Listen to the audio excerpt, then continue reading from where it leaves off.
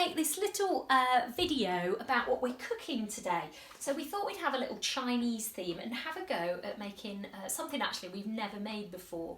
And that's one of the things that I've been encouraging the people that I work with to do, is to just try some new recipes, try some different themes. Like, we're having a different theme every weekend. We've had Japanese, we've had Mexican, this weekend we're doing Chinese.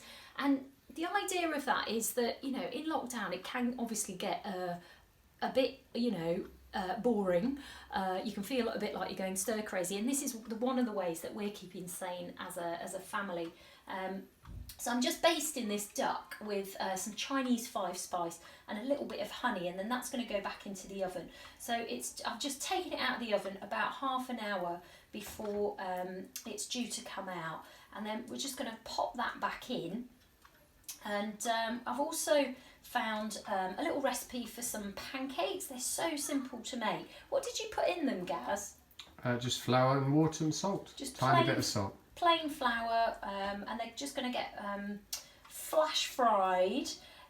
We've chopped up some cucumbers and spring onions ourselves, and then I found this other little recipe actually. I'm just going to pop this in the oven, but we found this other recipe in this book. Actually, to be honest, I've had this on my shelf for ages and I've never used it. Chinese Food in Minutes by this lovely lady.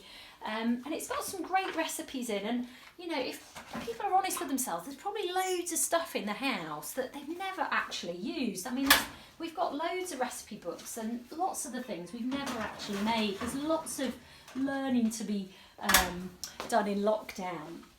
So I've chosen this to go with it. We've got some garlic pak choy and exotic mushrooms.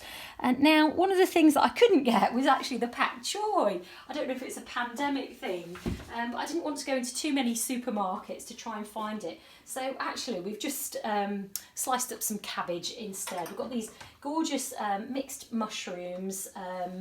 What are they? Oyster mushrooms. There's a blend of other Chinese mushrooms. Now, I've never actually cooked with these things, but what I'm trying to do is just challenge myself to try some new things. And actually, the spin-offs of doing these themes every weekend has been really helpful for the children. So like, for example, they've learnt some, when we did the Japanese week, learnt how to say konnichiwa, learn, you know, a few different things about Japan. We're going to watch Mulan, the Chinese movie, with them. We had some Chinese music on. You could just say to Alexa, Alexa, play some, oh, she's listening, Chinese music. Alexa, stop. So, you know, we could have a look at the atlas. Sorry, I didn't understand that. She didn't get that one. We've made some little pancakes here. So this is your thing, isn't it? So anyway, with this vegetable recipe, I'm going to put some groundnut oil in. We've got some garlic and chilli that I've just sliced up. So this goes into the pan with some groundnut oil. We throw in the pak choy ideally, or we're using cabbage today, and the mushrooms, and that's it. And it's really simple. And as I was looking around different recipes, I noticed that it's common to put some cashew nuts in it.